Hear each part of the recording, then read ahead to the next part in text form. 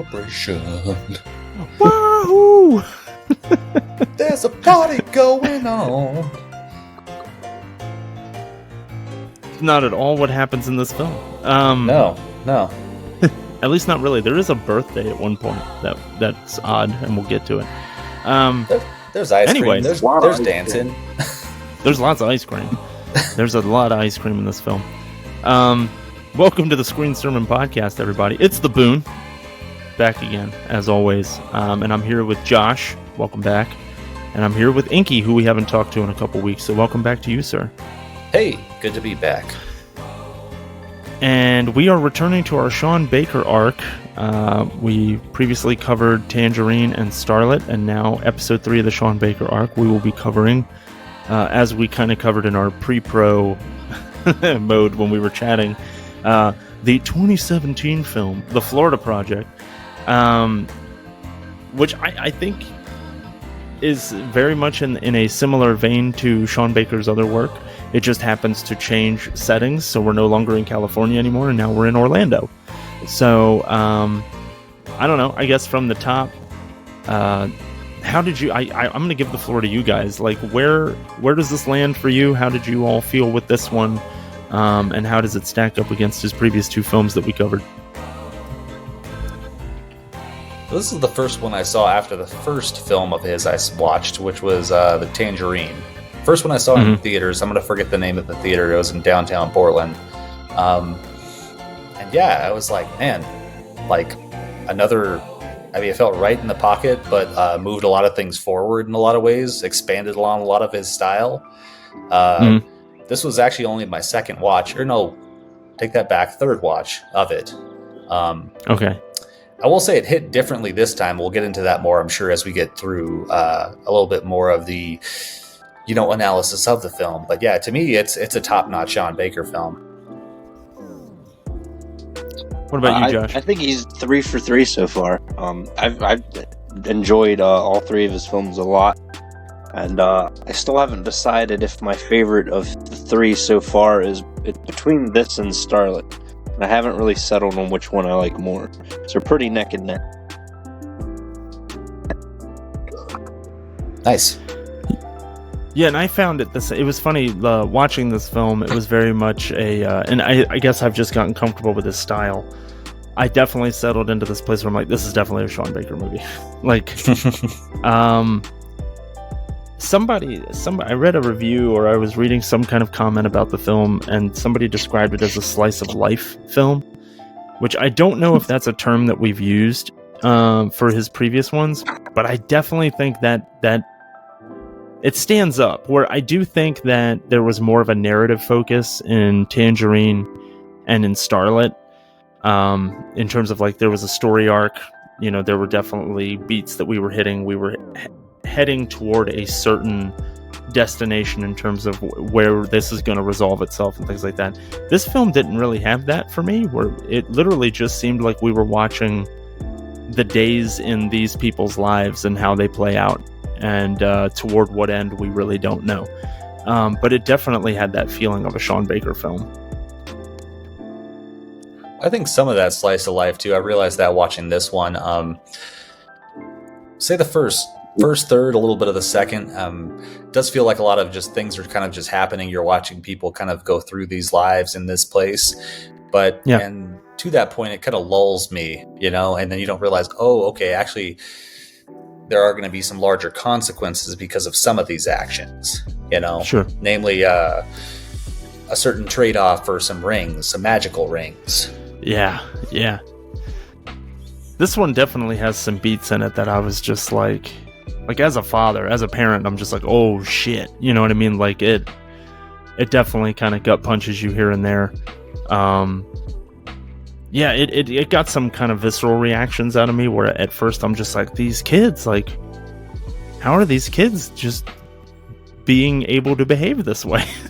And it's just, that's an immediate judgmental reaction as to like the way that I parent my children and the way that my wife parents my children and things like that. Like, obviously we would never let X, Y, and Z happen. We also live in a completely different world than, the characters in this film. And the circumstances under which they got to where they are, which we don't really know, like how that happened. And so, having to kind of take the judgment hat off and realize, like, okay, this is a completely different, fictional, first of all, but also very much based on real people's experiences. So kind of take the judgment hat off and realize that, like, not everybody's circumstances are the same.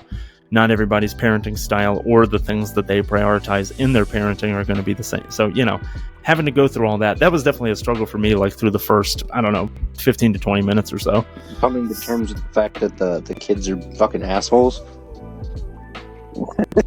Yeah, like they're awful.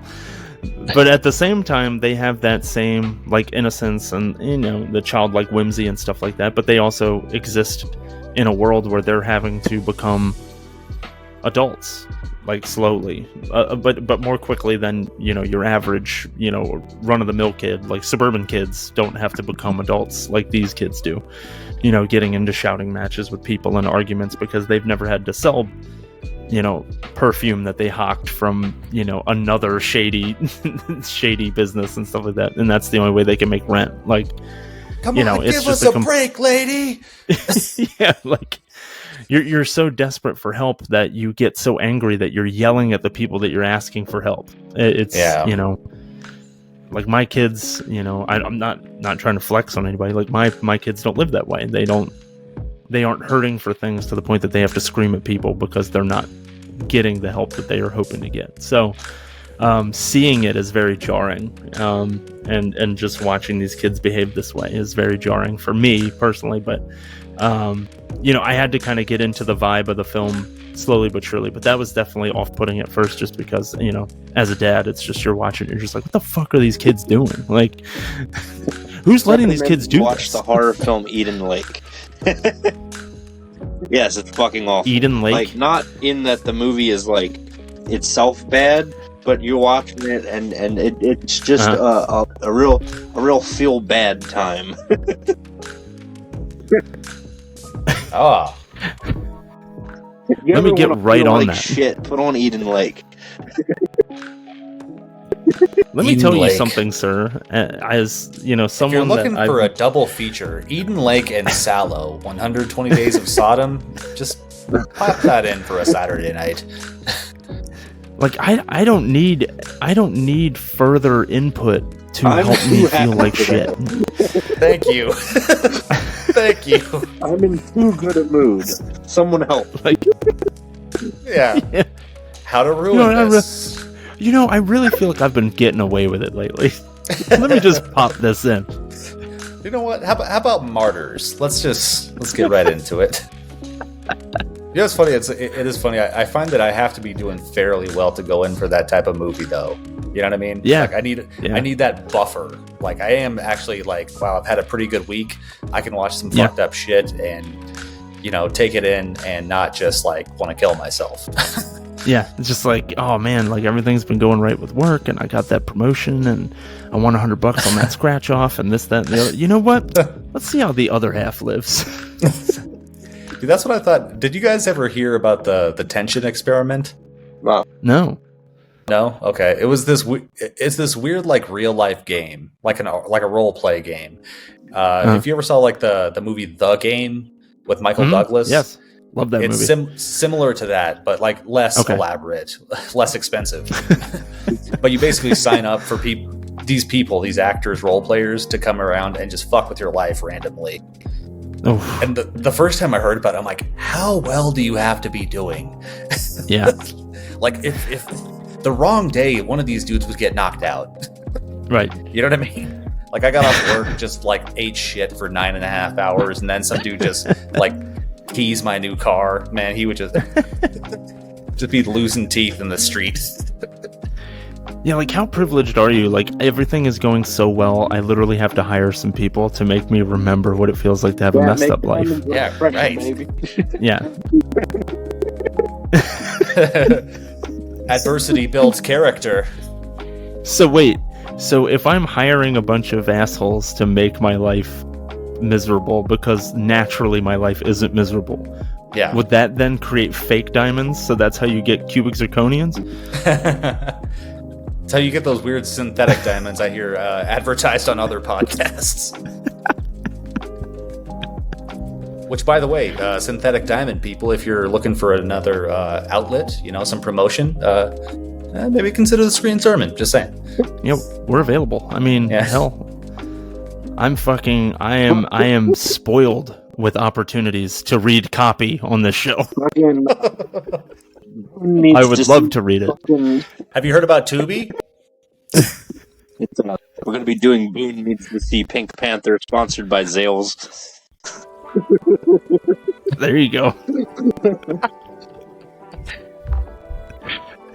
Was it fucking and now I'm gonna take this completely off the rails. Was it Family Guy where it was like it was aping that Zales commercial where it's basically the dude and the lady and they're like silhouettes, and it's like Zales, she'll practically have to. Yes. That was back when that show was really funny. I haven't watched it lately, but I'm sure it's just a bunch of... Back in the 90s. When that show was funny. Debuted in 99, didn't it? Fucking dating myself. It might have been. I'm too old to remember. In the 90s, it was funny for one season. I kind of remember. Yeah, exactly. 2.5 seasons or something. So the Florida Project. So anyway, I was going to say Sean Baker didn't make Family Guy. No, he did not. He did make a show that was concurrent with it, though, which is Greg the Bunny, which we get another clip of. Actually, we get 2 Greg the Bunny clips. Yeah. So wait, I have to do another aside here. Didn't Bobcat Goldthwait voice the bunny? No, that was Seth Green. But that was in the Fox version. That was the Fox version. So Greg the Bunny was a show started on IFC. Sean Baker was one of the creators of it, and they would parody independent movies. And then it got turned into a show on Fox, which was a bit broader and less about movies that only nerds like us know about. And I think it had Eugene Levy actually on the Fox version as well. So. Oh really? Yeah. Jim's dad? Yeah. But yeah, I was gonna say rewinding way back before Family Guy and Eden Lake, all the asides. Yeah, and Zales. Yeah, you were saying it's funny. I don't even have kids, but this watch was so different. Just having gotten to know your kids and some of our friends' kids. I mean, one of our co-hosts or 2 of our co-hosts just became parents themselves. So I mean, congrats again. Yes, my level of concern was so much higher this time. I wasn't fuck them the first time I watched this. When I was 28, they'll be fine. You weren't that irresponsible. Yeah, skin some knees, you learn some shit. But but the other part too that you mentioned, where the how do you get to this place is. I mean, I think that's a big point of the film. I mean, whether it's intentional or not. But, Mooney, it's not unbelievable that, she might end up in a place similar to Haley someday, Sure. It's unfortunate. And, I'm not trying to cast that on anybody who does grow up that way. I've known quite a few people who have overcome those kinds of circumstances, and I really root for those people. But you almost have to go back a few generations to really kind of pinpoint what leads to this, Sure. So for as far as and it is actors and actresses in this go, I recognized only 3. Mm-hmm. So we had oh, hit me, go. Yeah. Oh, no, sorry, you were taking a beat. Sorry, chime in there. We had no, fuck, I don't remember how to pronounce his name. Excuse me. The same actor, Willem Dafoe. I was just going to say that. The same actor who played Ash and Razmik in the previous 2 films.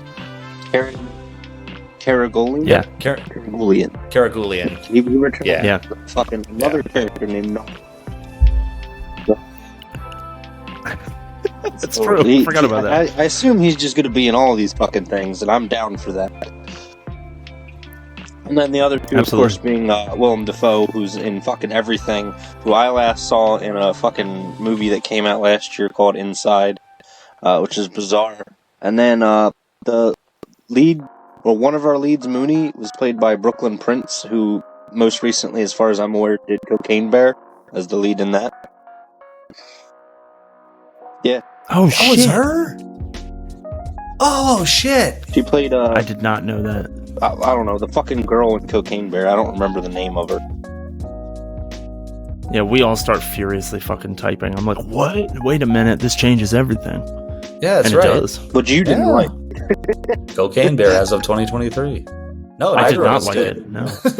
No. Neither of us. Of course you did. Yes, you do.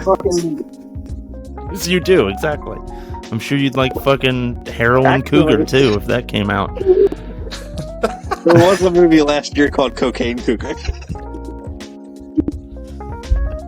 Cocaine Cougar. We gotta. Sorry, this must have been the most used joke on Movie Podcast like last year or something. But now I'm having fun with it. Like, have you checked out PCP Elephant yet? I've seen Cocaine Shark as well. My favorite. My They favorite. couldn't have messed up the drug. What about methamphetamine My marmot? favorite real one of those is there's actually Crackoon.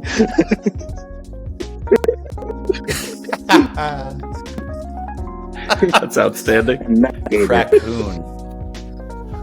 That's also real. Meth Gator. All right, that one makes kind of sense actually.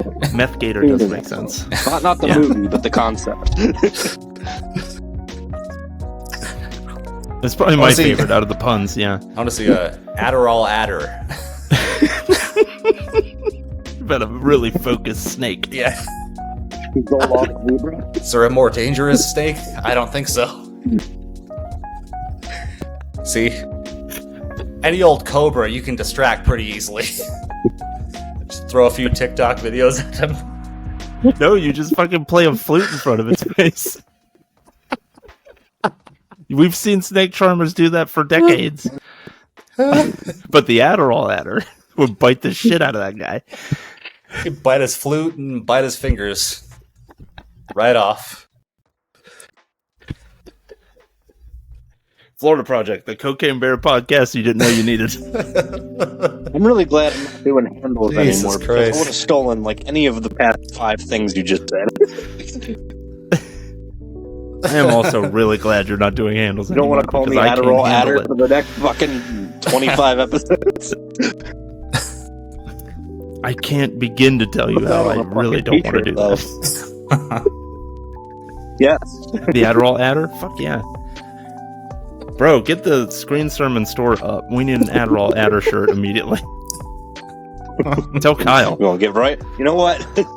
Bookmark that. Let's put a pin in that and revisit. Let's put a that pin in shit Adderall later. adder shirts. Because that sounds amazing. And by the way, I don't give Kyle. Yeah. Zales, what are you waiting for? Listen to this Kyle content. does not listen to the podcast that frequently. So, and when he does, he's like Yeah. let's say 10 episodes behind where we're at. So I'm like, Kyle, I need a picture of Yeah. the fucking a cobra doing Adderall, and I give him no context. And also, Just a cobra also, crushing it with a Kyle, rolling pin. Good make snort sure that in its tail coiled up is a McDonald's apple pie.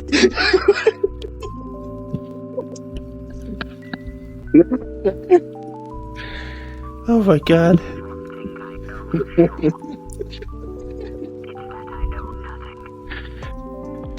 Here's the fucked up thing. I like this movie, but I'd rather talk about this than the Florida Project. I And I think I know why. An adder is actually a viper, apparently. A European really? viper. Yeah. So we're not herpetologists. Yeah. That's what I'm understanding. I just had to double check because I was like, damn, maybe it is a cobra. Turns out, not at all. No. Maybe the Adderall adder is a cobra. That's how focused it is. Oh, I see. So the Florida Project. Yes. Right. 2017 So film. the Florida Project, who was that? That was Ellie that just ran by. I thought so. I was like, wow, that was a Now that we're in Lucy. we're in a different setup now. I'm out of the office. The office is now the bedroom, and the bedroom is now the living room / office.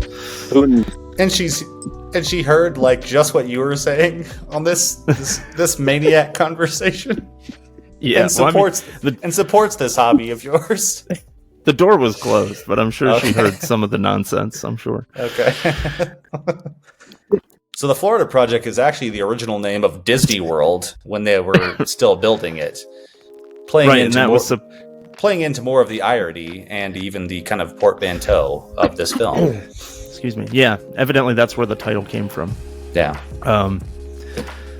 Which again, going back to Family Guy, reminds me of the Blue Harvest thing. How that was the working title of the of Star Wars when it was in its pre-pro. It was Return of the Jedi. So wait, what? That was just Return of the Jedi? Yeah, if I remember right, I think they did it for Return of the Jedi, and it was so that people wouldn't know that's what they were shooting. But then again, it's like, that makes sense. Hey, I think I just saw Harrison Ford and Carrie Fisher walking by. I wonder what they're doing over here. That's a good point, because in 76 or whatever, when they're filming the original, nobody would care if they saw, Star Wars. Hey, it's the guy from American Graffiti. Love that movie. Yeah. That was hilarious. She just army crawled, but we still caught her at the end there. You know that this is not a video pod. Nice try. What benefit was that? I don't know.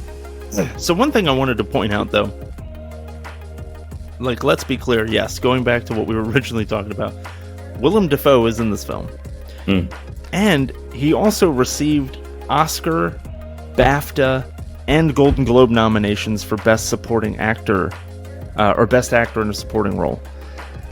But I don't really know why. Like, I don't think that this was like a dynamite performance on his part. I think is he got them attention, and the other part is it's A24. So, yeah. Right, those help. I think another thing too, and this isn't taking away, I think he does a damn good job in this.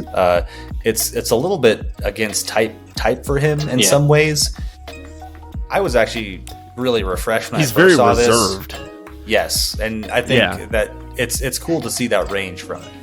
He can play that kind of a guy. He feels like a dude I would expect, like the maintenance guy at like my apartments here. You know what I mean? Yeah. And for a dude that can easily just, flick it on like a light, turn into the most villainous, sadistic looking dude you can imagine. Also, dude does not age. No. Yeah. Look at him in the most recent thing you can think of, and think of him in like, Wild at Heart. Yeah. Like an early 90s flick. Like, dude he's just there. The earliest thing I saw him in was the 2001 Spider-Man movie. I think that was my introduction to Dafoe, I believe. Oh, well, fuck 2002, me. Nerd. Just kidding. I mean, it was, but... Get him. I'm sorry, I forgot Spider-Man took place in a post 9/11 world. My bad. You don't remember because they had the scene where they a helicopter flies into a giant web between the two towers. They had to cut it out. Is that real? Yeah. The giant American flag shot didn't do it for you. Right. Yeah, they had to cut that scene. The fact that people Boone and I's age actually like the Nickelback Saliva crossover song for a hot sec. Fuck yeah, Hero? That song fucking rips. We were very sanctimonious at the time. I don't know what you mean like that at a time. I hate both of those bands, but when they come together, magic happens. I still like that song. Fuck you guys. I sing that to my dog. Well, that makes sense. Yes, considering. It's the opposite effect of, Audioslave. Because I love Soundgarden and I love Rage Against the Machine, but when they come together, I could do without that. Ooh, see, I like all three. You like Audioslave? I do. Frickin' Screen Sermon, the music podcast you didn't know you needed. There you go. the mid to late 90s white guy music podcast. because those don't exist. Right? You guys remember Lit? Oh man. My own worst enemy is only fucking Listen, okay. Listen, I'm not saying a white pony's bad. It's just that around the fur is superior. Okay. We're just gonna LARP as a fucking podcast. That's for you, Mick. Sponsored by Surge. Fuck yeah. Anyway, the Florida Project. Yeah, we're just gonna. That's gonna be on the fucking thumb for the video on YouTube. It's gonna be anyway. The Florida Project. I was gonna say that that Coke machine that he takes the pedophile to might still have Surge You in it. provide some fucking context to that because that line That might is have. hilarious of yours. Like without saying anything else. That pedophile. He takes the soda machine. He Yeah. takes that pedophile too. Had Which- Surge in it. If there's ever been a more coded as a pedophile like character in a movie, I can't think of it. Oh my you know? god. Unless he had just literally just slobbered on the kid. So a dude with very hiked up shorts, shirt tucked into his shorts, looks like a bowl of mashed potatoes grew legs, is just staring at all the kids from the Florida Project. It's called actually, what is it, the Magic Castle or the Magic Palace?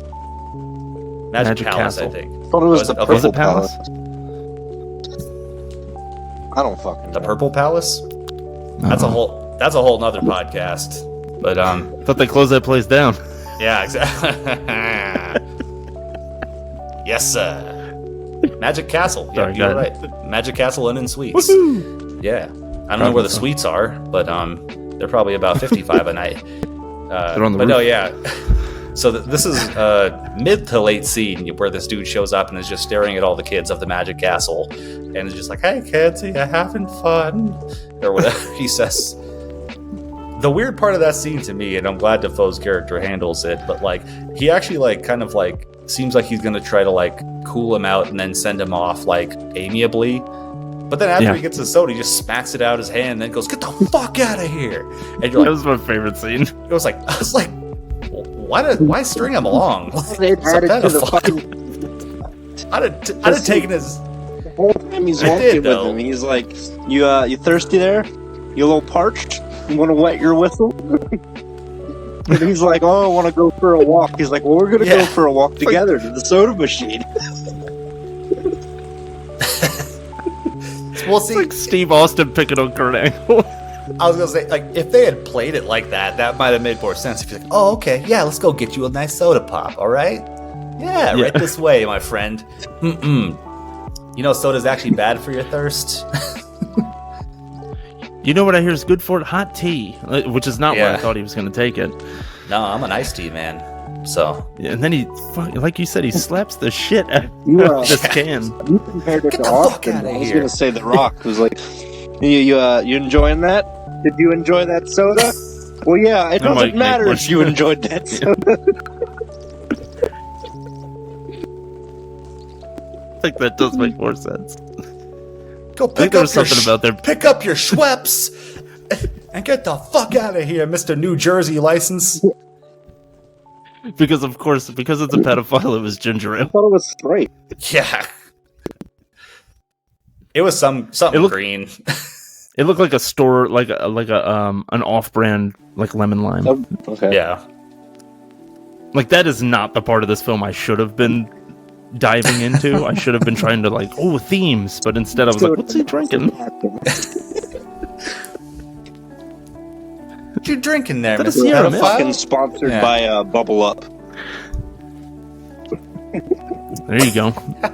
I was trying to think of one. Well, in Colorado, it would be Twist Up. I remember that. Their 7-Up knockoff was called Twist Up. Twist They're up. one of them fucking. Yeah. Right. I don't think I had that. Oh, there's a picture of Twist Up. Sorry, I just looked it up. Let me look at this. How I just twisted looked is it? up. I looked up generic Sprite, and there was Twist Up. So, fucking Dr. Pepper knockoffs are my favorite. Because it'll Dr. Oh, yeah. Thunder. Doctor. There's Mr. What was the Pibb. other one? God damn it. Oh, yeah. Is Mr. Pibb a Dr. Pepper knockoff? It is. It's actually not bad, though. Okay. Dr. Yeah, I like Dynamite. There's some Dr. Dynamite. Yeah, fuck yeah. I love that Alright. Mr. AEW Pibb's sponsored the soda. only one that didn't fucking get his doctorate yet. He's He flunked Mis- out. Mr. Pibb just has a master's. Pibb. I'm fucking Mr. Pibb. Mr. Pibb.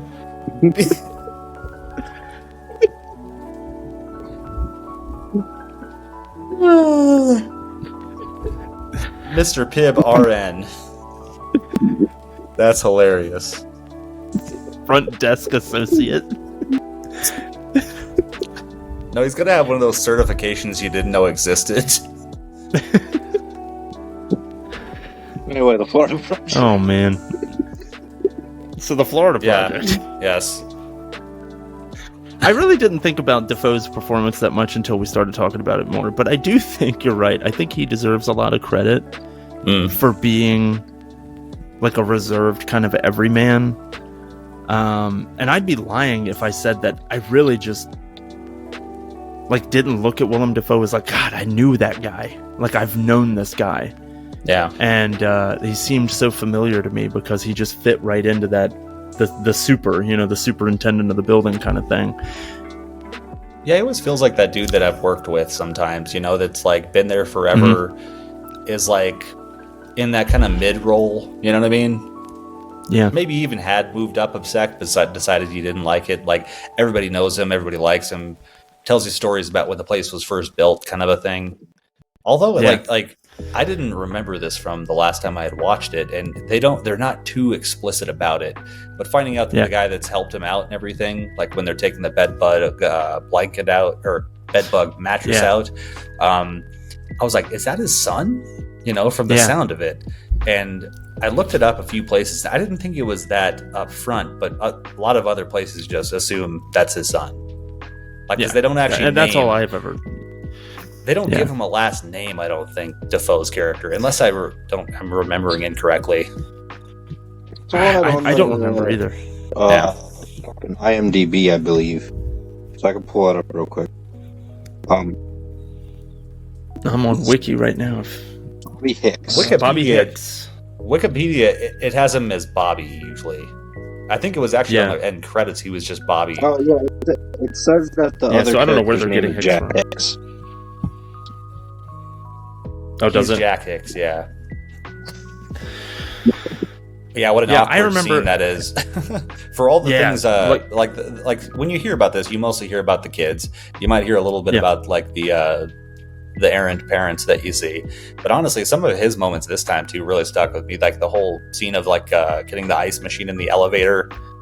Yeah. Really just like too real type uncomfortable in some ways, but understandable. Yeah. But then also he has one of the saddest moments to me, Defoe's character, at the way towards the very end when he separated himself from the situation and he goes to light a cigarette and he just kind of looks over at the laundry machines. He's like, I'm going to fix those by the end of the week.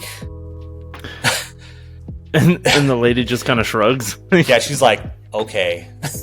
Yeah, fine. But he's just like trying to like feel like he's still doing something right. I think a big part of this movie and that character in general is that he has this relationship with those kids. They're dicks and everything, and they fuck with him. Yeah. But also, he cares about them. They go in and play hide and seek in his office, and he's like, "Oh, fuck them." But also, like he protects Mooney at the end when all the shit's going down with Haley when there's that dispute. So he does genuinely care about them. Yeah. I mean, yeah, and I mean he's kind of a parent to the parents as well. Yeah. He's like their pseudo grandpa, the kid. Yeah. Yep. Yeah. And you kind of wonder too, because you don't get much background on anybody in here, like kind of how they ended up where they are. But again, with seeing this kind of not unfriendly, but not too close relationship with his son, there's like maybe something he's still trying to exert. Maybe he missed out on being a dad before. And I also want to applaud the writing and probably the direction as well, in that I think that it fits with the the whole vibe of the situation when you have a bunch of people living in a, you know, by the night or by the week motel kind of thing. Like those folks that live in that community that they've created for themselves, this kind of like, you know, ramshackle community that they have to kind of throw together, and people are familiar with one another, but they come and go and all this. Like they probably don't know each other's circumstances of how they got there. All they know is that they all are in the same place and are all probably dealing with something similar that got them into this financial place where this is now a necessity for them. And I think that it was a good move on the filmmaker's part to never dive into that too much, because you know, it's not part of their community to dig into each other's stories about why they're there. It's just the fact that they are there, and that's what the film focuses on. It's like, we're here. It doesn't matter how we got here. That same point for the past two Sean Baker films as well. That's true. Yeah. Yep. I think it allows you to see people a bit more humanely too, because, you know, quite often it's the people that want to, like, the people that are suspicious of how people end up somewhere that ask the most about, like, what got them there, you know, to just see people and their circumstances and their efforts to try to, like, live within or even overcome some of that. I mean, to me, that's just looking at a person as a person. Yeah. And I feel to rehash this same line in both of the other Sean Baker episodes too, but once again this film just feels so genuine, so personal with all the dialogue and character interactions. I assume he once again let them go off script and just say whatever, you know, felt the best and sounded the best in order to get those moments between the characters. Certainly the kids. Actually, I didn't even think about this until just now, but fucking kid actors in this are surprisingly excellent. Mm-hmm. Especially considering they, I think for the most part, were not professional actors. I think Brooklyn Prince was, but like, shit, I can't remember his name now. Played Scooty? Scooty, there we go. I was just like, who the fuck is the kid downstairs? We had Christopher Rivera as Scooty and Valeria Cotto as Jancy, the main three Evidently, kids. The Scooty kid, they literally found him just like on a whim. And then after getting his parents to agree to let him appear in the film and stuff like that, evidently being in this movie kind of changed his life, because after that he received all kinds of educational support and stuff, and he ended up going to a private college. All on the back of him being in this situation movie. To Sadie, a non-actress from Starlet. Yeah. Well, that's good. So that's good to hear. I think, definitely. I mean, I think going back to City of God, some of the younger kids in that too. Well, I think the crew pitched in to try to get them into like better school, better living situation. Yeah. It's like, we're going to exploit your current situation a little bit for our art, but then after that, we're going to try to make up for it. Try to make sure that moving forward. Be a little fucked up if we didn't, to be honest. I forget what the fucking circumstance was, but it's not important. I don't think I was on the City of God episode, but I did think that was a perfect fucking 10 out of 10 movie, by the way. You did mention that, yeah. And we read your notes, your comments. I think that I can't remember what they were. We have similar tastes on a lot of shit, because every time you recommend something, I'm always like, yeah, that's fucking excellent. And meanwhile, I'm like, let's watch out. Everything but Cocaine Bear.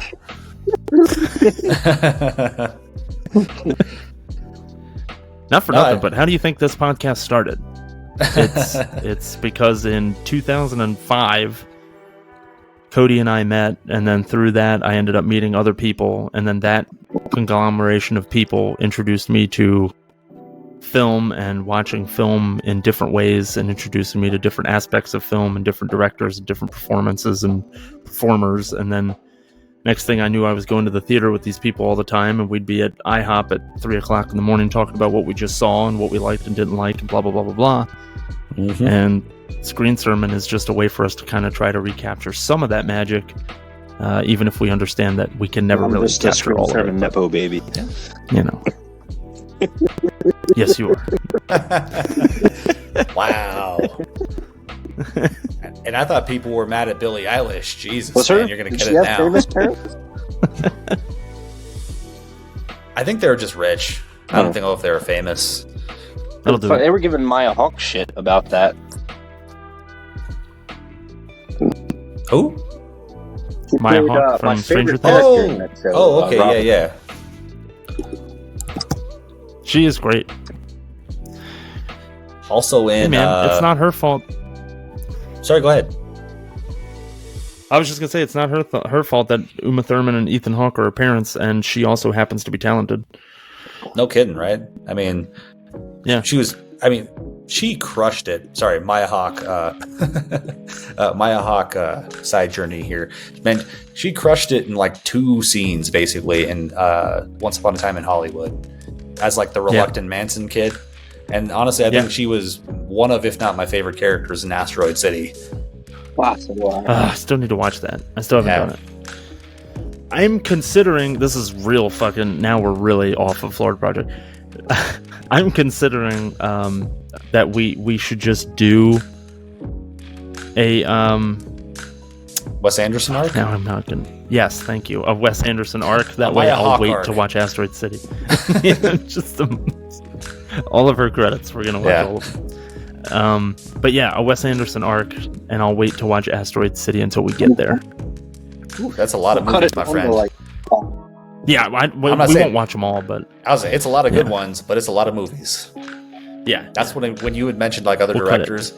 For a hot sec, I thought of the Coens since they're my favorites, and then I'm like, that's I around. love the Coens. That's even if we just stick to what they both wrote and directed.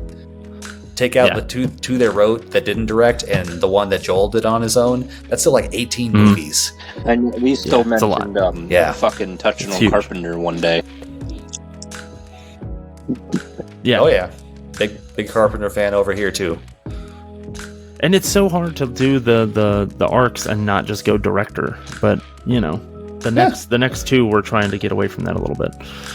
Yeah, it's all good. Man. We're experimenting. Before we fucking before we veer back into Fiddling. talking about the Florida Project, I will say that The what? the last 2 arcs we had with the director both have upcoming films, and discussing their previous work did make me a lot more excited for their upcoming work, because Alex Garland has Civil War, and Sean Baker has something I don't remember the name of, but it's in production. Anora. I'm so excited for Civil War. Anora. Anora. Set for a 2024 release. We'll cover it, I bet. I'm sure we will. Florida Project. According to Variety, it's a romantic comedy. You know what? You can direct a fucking porno, and I'll happily watch it and discuss it on this podcast. You know what? He already did that. I started I was to like, make you almost that joke, did. and then I realized that that pretty much happened already. Well, you know, I was it's like you could chain enough scenes probably together from his movies and almost make a porno. Like, Absolutely. You know, you can at least get the sex scene in there. we're not even That's to done. we're not even to the movie yet where it's about an actual. Well, okay, we already did one, but we're not to the next one yet about an actual porn star. So There you go. I'm so nervous. More about fucking to come. the movie because fucking Pun intended. Red Rocket. which one? Just to fucking spoil it right now. Okay.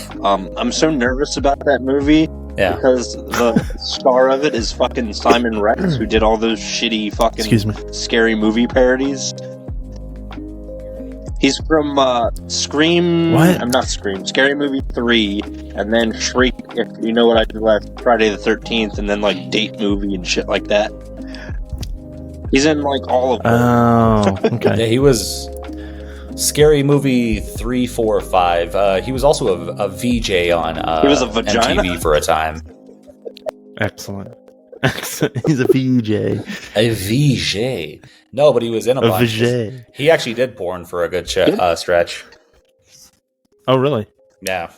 What the fuck is going Don't on be so here excited, between Doug. him and Jesus. fucking Dilwad from Saved by the Bell? Till one? Yeah. Dustin Diamond? Say like How dare you call Mario that? I call him Mario. He's wholesome as hell. Yeah. Because you know him. You guys go way back. Yeah. No, that was just because I couldn't remember his last name. I almost called him Mario Cantone. Lopez. Dude, I couldn't remember Screech, and I wasn't sure if Dustin Diamond was like his shoot name, because I was like, is that his actual name, or am I thinking of like a fucking indie wrestler? It's the only name of his I've ever known. But pretty convenient when you don't have to change your name for porn. So, I mean, it's true. Or wrestling. Dustin Diamond's It's also a good name true. for both. So. Yeah. Yeah. I told you, I worked with a dude named Dakota Steele, and I'm like, why are you working here? Like, name alone, you should be in lights, my friend. Yeah. Let me see your dick. It must be huge. Right now. Let me see your dick. He's like, dude, we work at a junior high school. Jesus Christ. Like, not Fine, now. we'll wait till after school. Later, in the bushes. You know what I mean? Take a picture of it and send it to me. I don't know what. Talking about Few angles. Banana for reference. It's reminding me of what the fuck was that? The older. None of those organic ones. The fuck was that older character's name in this movie? Oh, are you talking about the lady that's Yeah. out there naked by the pool? Yeah. Oh, shit. I can't remember forgot about her. her fucking name, but she had a few good scenes. She was introduced to us by the kids going, watch this, Gloria and then is go her into a name. pool, and she's just got her tits out, and they're like, does she do this often? It's like, all the time. And they're just shouting, Her name is fucking Gloria. boobies, boobies, boobies, and it popped me because one of them yelled out banana boob. And you see fucking Defoe's character. Her boobies are so big I could rub my face in them. Defoe's character's like, come on, you know the This is a rules. huge And then quote. she had a line that made me lose my shit. 'Cause she said, I'll stop drinking, but I still want to go topless with my big titties.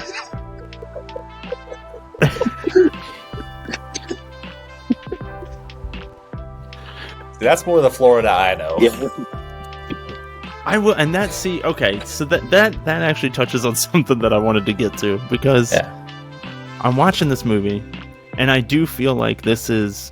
I used to live in Florida. I lived in Miami for a time, and so I feel like I can speak on it a little bit. That this does, it's a nice little window into what it's like to live in Florida. But I know that there's probably people in Florida who don't love being referred to as like the wacky, like, part of America. But there's a reason why, like, the Florida man, like, that whole thing, like, there's a reason why that's a thing. It's because all this nutty shit happens in Florida. Part of that is also their open records policy. Oh, right. I forgot about that. They're very open, and that's part of why that blew up the way it did. Because it could have been Alabama Man. Like, you know what I mean? Louisiana Man. Doesn't roll off the tongue as well, but yeah, you're right. Yeah. And Florida I think, man. too, like, going right to the... going right back to the movie, though, too, that's part of the curious thing about Florida. Because, again, like all those places I'm talking about, there's hicks everywhere. And you can do this here even. I live in Colorado. You can go from, a nice shot of Pikes Peak playing John Denver or something like that and cracking an ice cold Coors and then just like gently, you know what I mean? Like just panning down to like the neighborhood next to me here, you know what I mean? Or my neighborhood even on certain nights, and it's just us just drinking Voodoo Rangers and throwing them in the bushes and shit. And lighting off wheeling out in your four-wheeler. Yeah, lighting off bottle rockets and shooting them at each other and shit. But yeah, so I think that's, again, like, it's at there's a lot of hearts in this movie, but I wouldn't say it's at the aesthetic heart of this movie is that juxtaposition, obviously. Yeah. Like, we're like 6 miles from Disney World, and yet, like, you see all this, just these garish ass places that exist. Oh my God. Right off the strip. I mean, you could not ask for better Maison scene. Yeah. To already exist. Those wide shots of like the gift shop with the wizard on top. The orange place. I don't know what that place is. The orange place. Yeah, it's like a restaurant or something. I think something. it's a fruit stand. Was that it? Okay. That's a lot of. I thought it was was a lot of room for a fruit stand. Orange World, yep. buy all your Gator It's merchandise. mostly roof. Yeah, it's mostly roof. Actually, no, it's a shame that we couldn't get Mick on this one because he actually lives right down in Orlando, so he could probably speak to a lot more of this than any of us could. I'm sure. Now, another thing that contributes to the whole Florida aspect is the fact that we're focusing on another group of impoverished, more down on their luck people. We're back to sex workers again, but this time a lot more begrudgingly than previously. Because, well, sorry, go ahead. Sort of, instead of like, this is what I want to do, that she's much more, Haley, victim of circumstance in this than, just being an outright sex worker. Like, we see her try, it opens and she's trying to get help and she doesn't get anything. She tries to get, like, a promotion or whatever and she can't do that. She's bootlegging perfume, because she can't get, like, a job. She's getting leftover food from her friend because, she can't really afford food. And when we do see her getting food with the little money she has, she's like, well, we can't even get pepperonis at our pizza because that's, like, a little bit of extra money that we can't afford. Not to mention, the place that everybody in this area is living, this little shitty Motel 6 type situation. Which, it's a little fancier, but that's because it's, right next to fucking Disneyland, so it's got these nice little set pieces and these gorgeous colors, because the colors in this film are awesome. The fact that everyone's like fucking slumming it up, but they're living in bright ass fucking purple and orange buildings and shit. It's sort of cool concept. Excuse me. Further kind of further irony and satire on it too, because they're called the Magic Castle and Futureland, the main two that we see, which sounds like exactly what you'd call something outside of Walt Disney's dream. Yeah. Obvious plays on Magic Kingdom and Tomorrowland. Yeah. Well, and to your point though, Josh, like when you mentioned we are again in a world where sex work is around, but also this is where Haley ends up losing her gig at the strip club because she won't do what she calls privates, and she ends up later entertaining prostitution in her own home, which is one thing that leads to kind of her downfall. But like, again, we've seen this in 3 movies in a row, some version of sex work in these movies, but in all of them you see that there's principles, there's different levels of morality and maturity even within these worlds. There's things you don't do, and there's a lot of worse people that are lurking just outside it. Like, what was his name? He had that hilarious adjective before his name. The sad fat white guy in Tangerine, who can't get off, and then wants his money back. Shit, I can't remember. It was like it was really funny. Fucking Parsimonious John or some shit. That's it. Parsimonious John. Parsimonious was correct. Wow. Yes. What a pull. Because I remember it was some fucking adjective that was like not one of the first 50 fucking things you'd think of. The 51st adjective. Yeah, so like, again, examples like band that. name called it. Yeah.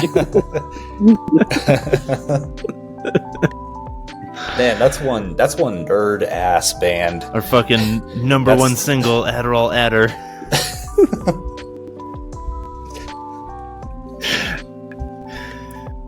I gotta give this film credit Parsimonious though, John. You even got the name right.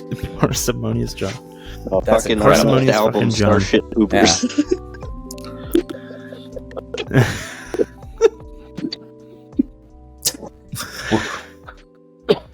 We kind of gave up. I gotta give this movie credit because I don't feel like films very often kind of shock me, or like give me that big, like that aha moment, that reveal. Like, I do find that generally speaking, when there's supposed to be some great mystery or some great, thing that we're supposed to figure out, audience members, I think, generally figure it out more quickly. I definitely figure things out pretty quickly when I watch film. At first I was definitely in a place where I was like, why the fuck do they keep shooting Mooney taking baths? While Haley is presumably listening to hip hop just off camera, like doing her makeup or something. That's what I kept envisioning was happening. And then when you get the reveal later on, and she kind of tees it up by saying like, all right, Haley, you ready for your bath? And I remember having this mental thought. It's just like, she literally just took a bath. Like, in terms of like the timeline of the film, she just did this. Why is she taking another bath? And then homeboy walks in and she's like, I said the bathroom was off limits. And I was like, holy shit. Like, she's turning tricks while Mooney is in the bathtub. And it blew my mind that the big realization that you then have, it's just like, oh, she's turning to prostitution to pay the rent and all this other stuff. And why earlier she was doing swimsuit pictures. Right. Yeah. And involving Mooney in that process. Yeah. Yeah. But it was just, it all kind of clicked right when you're supposed to find all of that out, right at the reveal, instead of me figuring it out earlier than that. You know, that's big for me. That really kind of pushed the movie into the upper echelon of me feeling good about it. Like, damn, well done, filmmakers, because I didn't see that part coming, and was more just questioning, because it's this like slice of life style of filmmaking or style of storytelling. I was just like, okay, and Mooney takes a bath, and then Mooney takes a bath, because we're doing a daily thing with her. And so, you know, it's like the course of her entire summer. Yes. And that first half is so like verite sandbox, you know what I mean? That you don't expect there to be that much plot like leading up, or them to even be like foreshadowing anything for you. Yeah. But then, as you say, you get that kind of like, shit, part kind of a moment. Tributes to that. Right. Sean Baker seems to forego the standard 3-act structure in favor of more organic storytelling. And certainly in this one and the last one. Another thing is, I think that this movie's really good at showing two separate, not timelines, but like two separate stories. So you're watching one story, but from the perspective of another character. So we're following Mooney as like the main character, but it's not necessarily about her.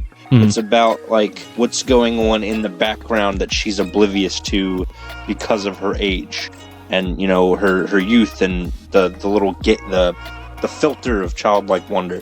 She doesn't recognize like the severity of this until, and spoiler, I mean, we're fucking an hour into the show, so if you haven't seen it, then fuck you still listening to this for. But spoiler, she ends up getting taken away from her mother at the end, and then everything sinks in and she just runs away. And I think our last shot of her just fucking running through Disney World or Disneyland, the Florida one,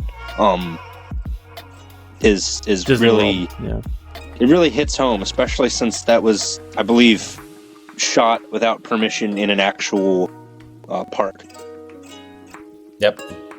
Yeah, it was in Magic Kingdom. Yeah, they they totally just ran through. Which I give them, like, I don't know how you pull this off, because they somehow found enough shots where nobody was looking at the camera or the kids. Yeah.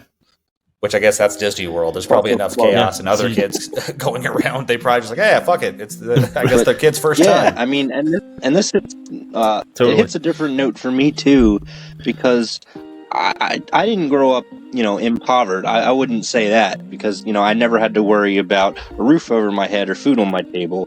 I'd say fucking lower middle class. Because it's insulting to insinuate that I was doing worse otherwise. But I was an asshole kid growing up in Baltimore, albeit a better part of Baltimore than some. And I did hoodlum shit. So, like, I sort of empathize with these kids being dicks, because I saw myself in that. Because when you're a kid, you're not thinking about, like, oh, I'm being an asshole. You're just like, I'm having a good time. So they're like, it's all in good fun, because the woman that they're initially spitting on the car of, they end up being all right with at the end, getting to know her grandkids and everything, and they're like, okay, well, we're all good now. Because, you know, they don't see it as a fuck this person. It's more like, we're doing a fun thing. It might be bad, but, you know, it's fun, so fuck it. So I didn't see that, like, I'm not a father, so I saw it from that other perspective of, like, you know, Kids are dicks sometimes. Sure. I'm still a dick shit. today, and I'm 25, so... Figure that out. I just stopped being a dick 2 years ago, and I'm 35. So wait, am I 36? I can't remember even. I'm not going to talk about my age on the show. The main group of kids just up and fucked off halfway through the movie. I'm the oldest one here. One of the Wait, what? Say it again? gaggle of galloping kids fucking fucked off halfway through the movie because his dad gave away his dad gave away all the toys, and we're like, we're going to fucking I think it was New Orleans. Yeah. Louisiana. Yeah. That was so sad. You couldn't come up with a fucking a synonym for kids that I don't starts know, with a G? fucking... Gaggle of galloping, and then you paused and just said kids. I was so fucking I wasn't going to disappointed. dwell on it because the bit wasn't that fucking funny. Clearly, it meant a lot to me. Yeah, the Dickie giving his toys away scene, it's not played that big, but man, I felt so bad for the dude. And with the dad, too, like, I know he's got a little old car. I mean, I've driven one of those too, you know, I know it ain't easy. Like, I just got rid of one of those cars recently. So, but I'm like, dude, you couldn't have found, like, room for one box for your kid's toys. I mean, there was or even ask him which ones he wants to keep first. Something that's tight. So, I'm doing great on these fucking bits today. Dude.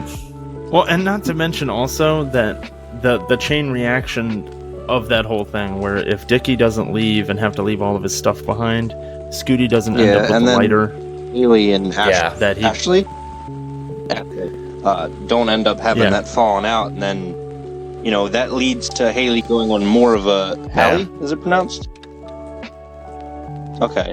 I think it's Haley. It's spelled Hallie, but I think they say Haley in the movie. So me. She ends up going further down the downward spiral that I mentioned, because, you know, they have that falling out that cuts off her food source. She doesn't have any money, which is why she starts hooking. Which, you know, she has to sell her iPad and all that shit. That is not a euphemism for her vagina, by the way. There's legitimately more contention because she steals Disney World passes and I think money, and then just goes on this shopping spree with her daughter. Yeah, that was fucking diabolical. In Dollar Tree, by the way. Did you notice that? Oh, I instantly noticed that. I've been in a few Dollar Trees. I was like, fuck. Yep. And like they're messing around with the fake money, and they're like, we're rich, and it's like, man, I'm sure to them they feel like they are. Yeah, I mean, struggling picking out jewelry in that moment. Cool hair bands. I mean, when she's like, I don't have any money, and they go to sit down at that fancy place because Haley's like, well, I know that shit's about to get fucked, so, you know, my daughter deserves this nice meal, because I can't provide anything better for her. It's sort of symbolic, in the sense that it's like, well, you know, this is the best that I can do, and at least you deserve this. Yeah.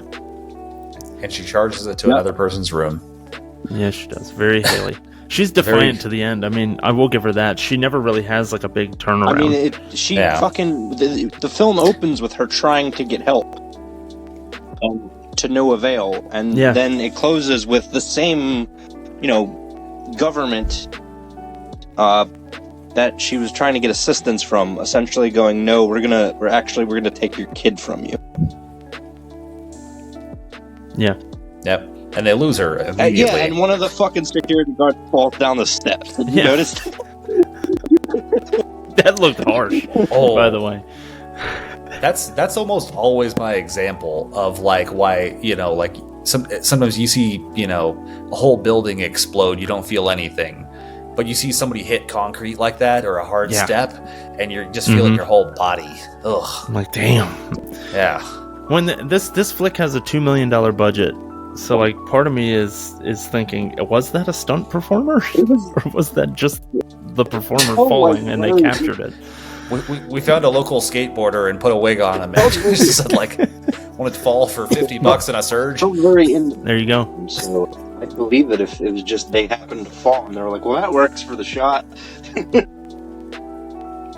Yep. Fucking brutal, man.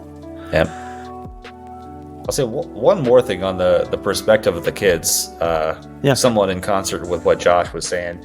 I feel kind of in between those two. I remember thinking about this just earlier, but Boone and I's mutual buddy Han, me and him were at a bar once. This is only a few years ago, and neither of us have kids, but we're hitting that age where we know a lot of people with kids.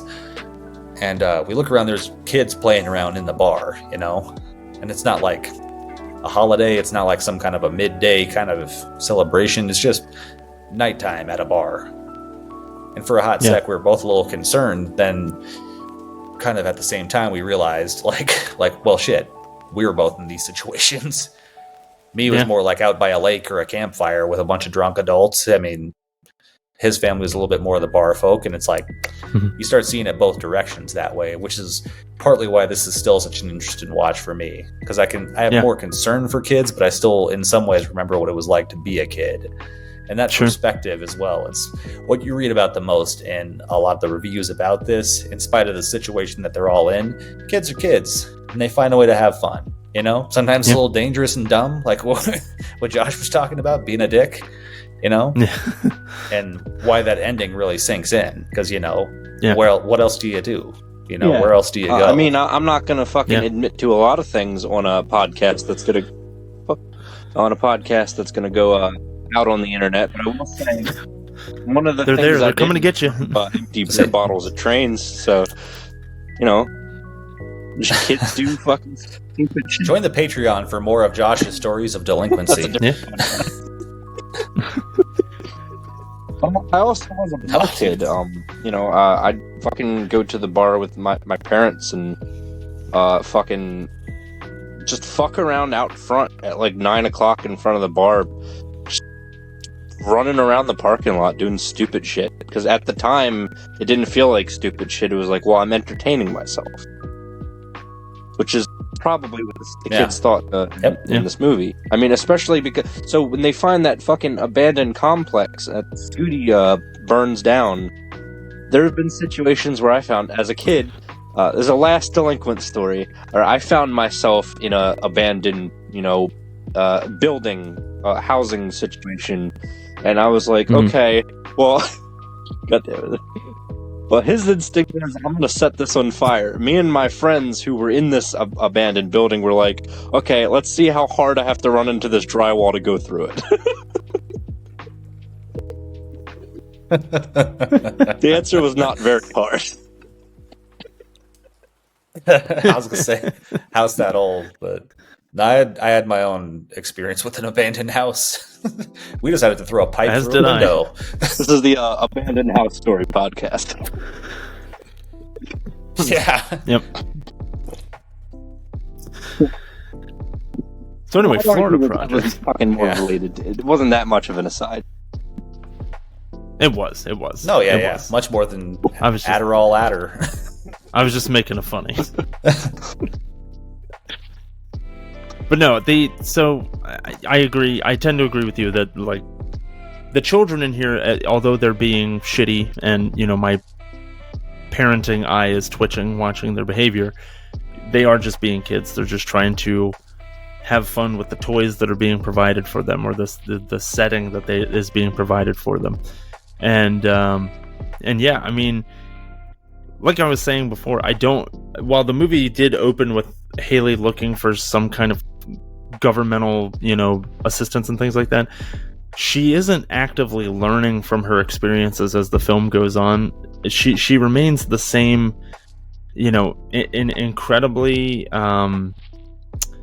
what do I want to say? She has a very caustic personality. So, like, as soon as something starts to break bad, she immediately melts down and just starts to try to bring the world down around her, instead of trying to take a more, soft touch approach to anything, to where she could potentially redeem herself or get a little bit of respect from somebody, a little bit of understanding. She just burns it down and instead goes right to shouting, flipping people off, slamming her bloody fucking maxi pads up on the window. She tries to make amends with Ashley, before she beats the shit out of her. Right, yeah. Seconds before she beats the shit out of her. Yeah. Because she wants money from her. Yeah, but Right. and not She's not getting it. Hey, I'm sorry because now I need something from you. I think we've all had that kind of not conversation. to defend her or anything, but after somebody's been beaten down by just fucking unfortunate circumstances that much, you tend to get angry, and you don't really have anyone in particular to get mad at. It's just shit's fucked, and you're not happy about it. So, as much as I'm not saying that it's okay, I get it. Yeah. No, I get you, and it's. You still got to draw the line, though, some places, and you don't just whoop the shit out of your most recent and only friend, from the look of it, you know? What's that? Speak for yourself. Look out. Well, that's why look out, guy that makes the t-shirts. Sorry, I forget your name. And I did think that there was a moment where it seemed like she was having kind of an aha moment, and there was going to be a turnaround. And it's when she's smoking a cigarette in the rain, and she sees Ashley down below, and they kind of acknowledge each other, but without really. And then she flicks the cigarette out and goes inside. And then the next thing you know, you're seeing them playing out in the rain, and that she's given her weed stash away to Bertha, the gal that works in the place and does the laundry.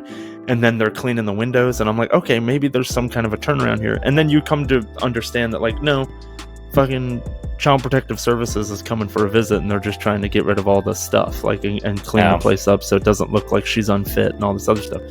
I mean, they really get to the point where they're literally taking Mooney away, and the only chance that she has of really ever being part of her life again is to get herself figured out. And I mean, her first reaction is just, to burn everything down, and instant aggression and self-righteousness. Yeah.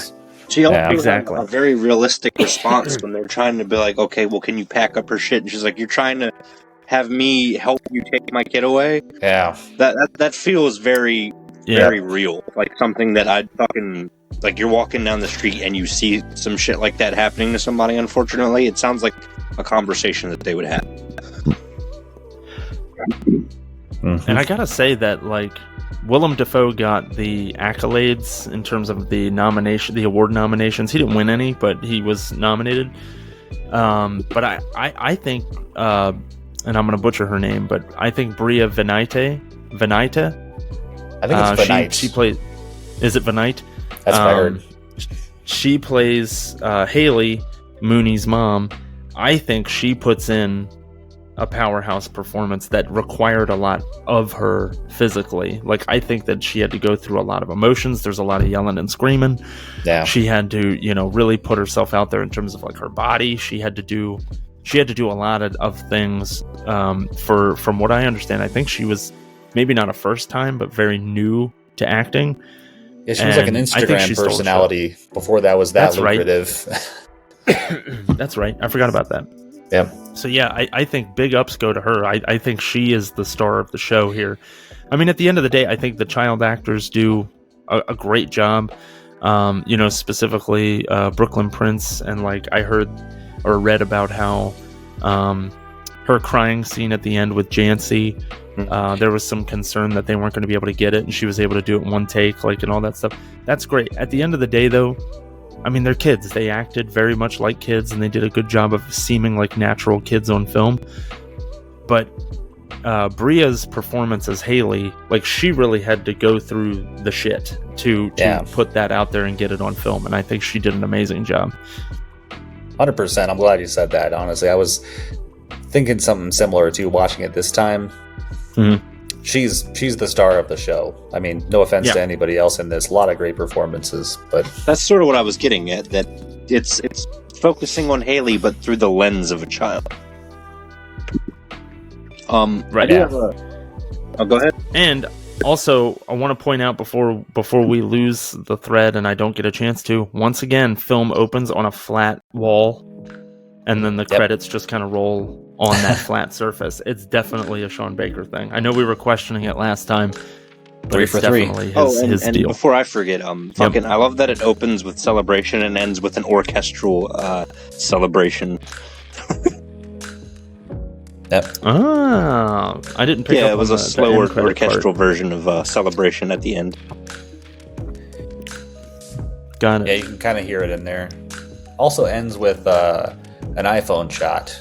So small callback to Tangerine because they did 35. Right.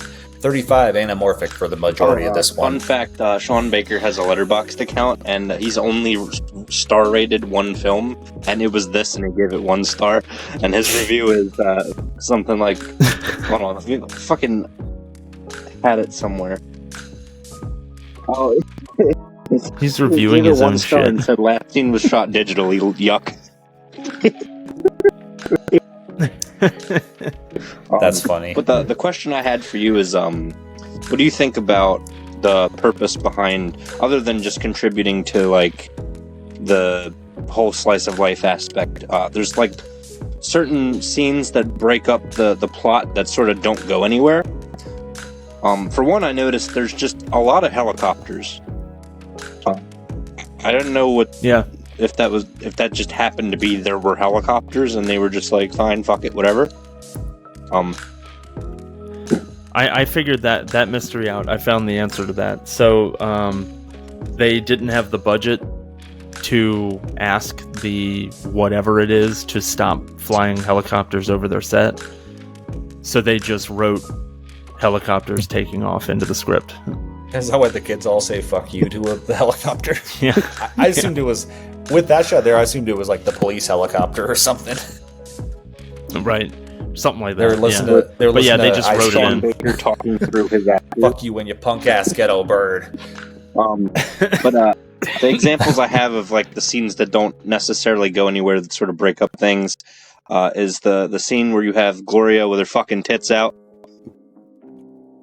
That sort of breaks up the plot a little bit. You have that scene where there's this fight outside of the complex, and then somebody gets hit with a car. Yeah. And then my favorite scene, possibly in the whole movie, is Willem Dafoe politely telling a group of herons to fuck off. Yes. No harm, no foul. Oh, that was so good. There's That a got joke me in there so good. somewhere. Actually, right. One more And they're scene. I'm glad you cranes, mentioned by the this. way. All right, well, fuck That's you. right. Yeah. One more non-plot scene that is just like so again too real devastating to me when the couple from I think it's Brazil show up and he doesn't realize that he didn't book at the Magic Kingdom and it's their fucking honeymoon and it's his wife's favorite thing and they're like, where are we? What did you do? And he had his assistant try to make the reservation and nothing else happened. You just see their honeymoon fall apart and the kids are trying to work for tips. Yeah, there's a lot of things. And all I can say about those individual scenes is I feel like they were just trying to give you another lens into like, that's Florida. Yep, there was that kind of thing.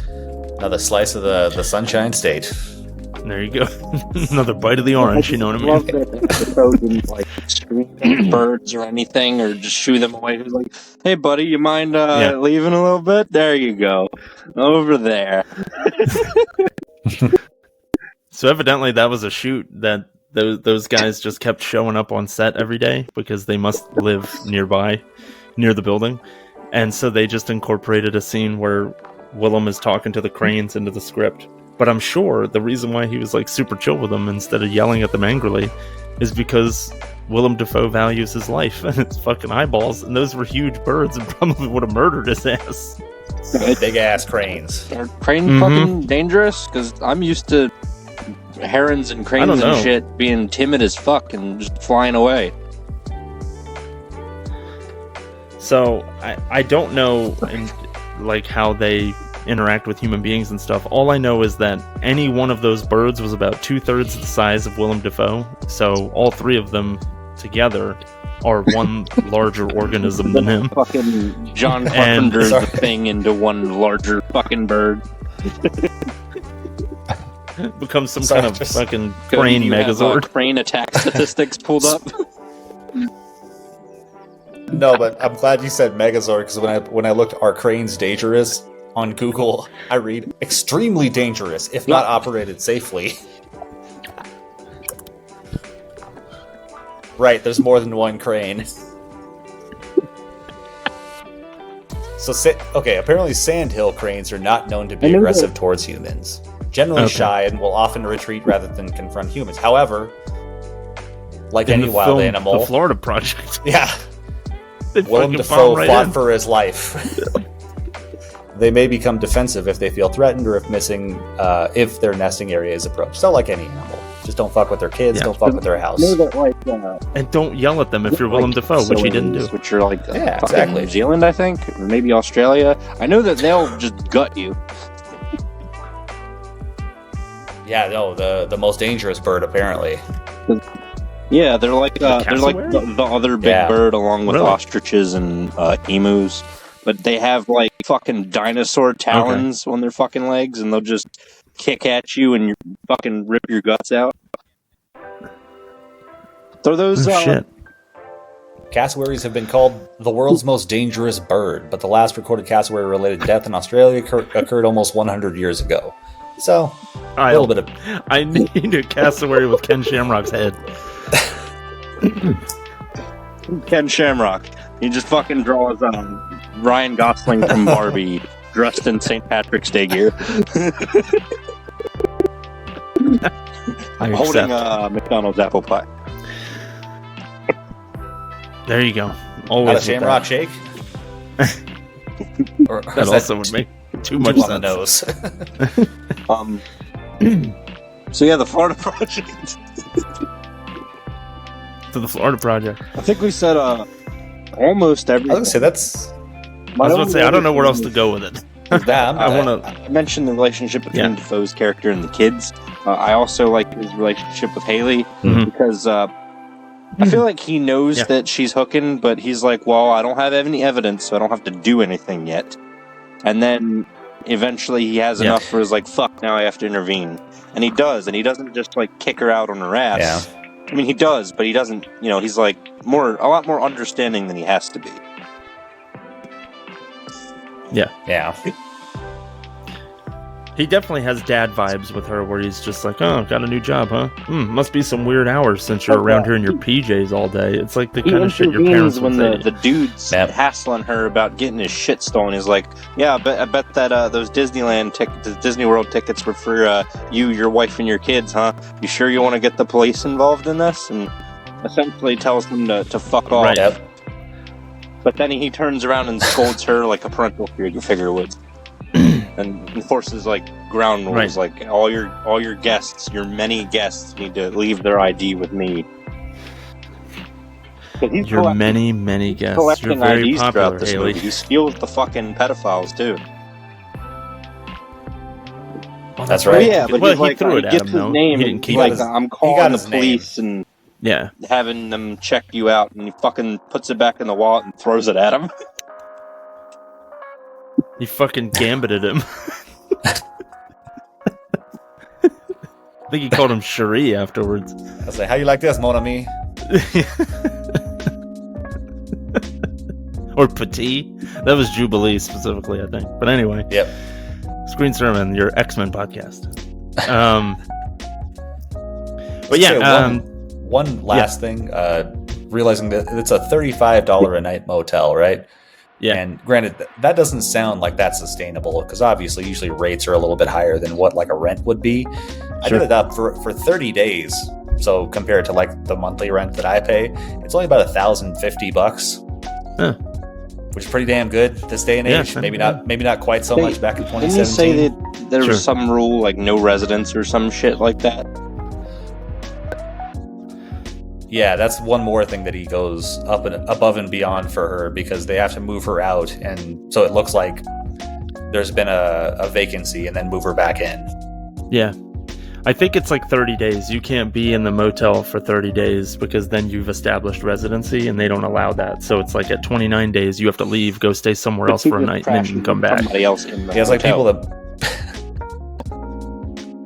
No, she goes over to Yeah. Futureland.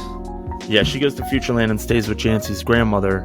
She tried to do the other motel, but of course that went south because it's under new management, and then she fucking burns all the bridges there by turning into a giant asshole. Yeah, because the new management didn't honor the previous agreement, and that's where we get the fucking period pad thing. Yeah. Yep. Exactly. Later, yeah. I love when we all start using all the names too. We start sounding like old folks talking about soap operas. They go to Futureland to see with Jancy's grandmother, and then.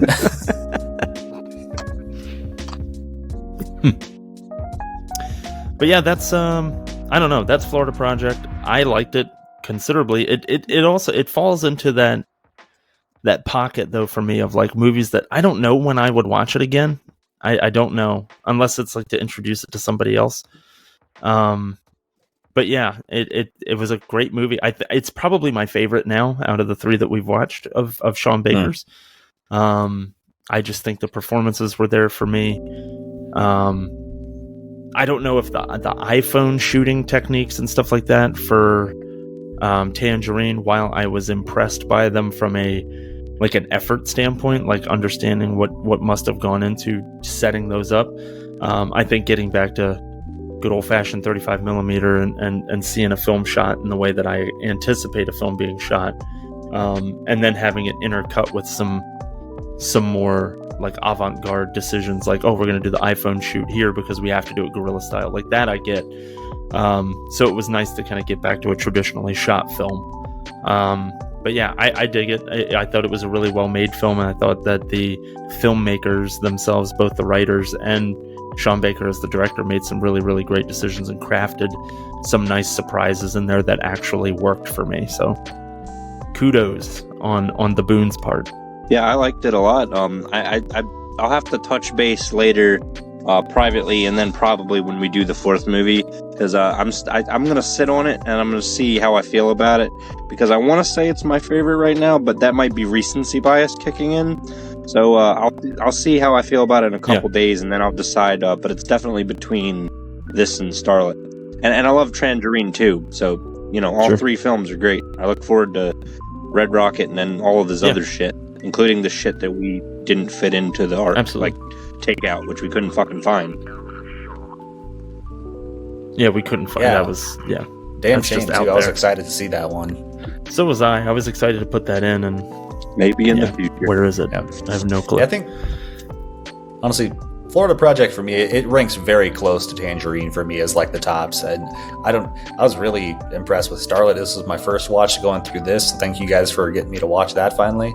And Red Rocket's not too far behind though, honestly. It's actually a pretty tight race. Okay. I was going to ask you, is this going to be your first viewing of Red Rocket? But no, you've seen it before? Yes, yeah. Okay. Red Rocket might be the funniest. You're our Sherpa, man. I didn't know who Sean Baker was before you introduced him. I knew of Red Rocket. Oh, I'm glad. I appreciate you guys. Yeah. Yeah, he's just starting to bubble above like the kind of people who watch all A24 movies kind of crowd, you know what I mean? So, but no, I appreciate you guys taking the ride, honestly. This has been a lot of fun. And I'm excited to kind of finish things up with you guys here in a couple of weeks. Yes, sir. Me too. So, folks, if for nothing else, thanks a bunch for coming on the ride with us as well. I know that there's plenty of movies that we could cover that, there's about 1 million podcasts about and things like that. And sometimes we do those. I would dare say the past 2 weeks with the Terminator and the T2 reviews and things like that, like those are films that, a lot of people are out there talking about. We like to highlight some shit that people aren't talking about. And maybe, hopefully, if we can get one person to dig into Sean Baker because they've never heard of him before, because they happen to be listening to the show, then I think that's great. Or if we get one person to start paying more attention to Indian cinema because we do shows about it, then I think we're doing our job. I've been excited to kind of take on, the mission of kind of delving into these filmmakers and these, films from other countries that I probably would have never interacted with if not for just trying to come up with concepts for the show. So we do hope you're enjoying the show. We like making it. It's a lot of fun. And we're going to continue to do that. Josh and Cody, thanks a bunch for being on tonight and talking with me about the Florida Project and a bunch of other fun stuff. As usual, all the side tangents, getting each other laughing and stuff like that. That's what it's all about. We're here to have a good time. If you folks are interested in giving us some feedback, some suggestions of films, recommendations, things like that, please reach out to us at our email, screensermonpod@gmail.com. Again, that's screensermonpod@gmail.com. Alternatively, you could also reach out to us on X or Facebook, or just leave a comment in the YouTube videos itself. That's how we've interacted with folks for the most part up to this point. So that's always good too. We're very good about answering people. So please do. We want to hear from you. But yeah, any final words from either one of you? Everything. All right. Yep. All right, folks. Well, that's it for the Screen Sermon podcast for this week. We will catch up with you next week, and we will very much look forward to it. So thanks a bunch.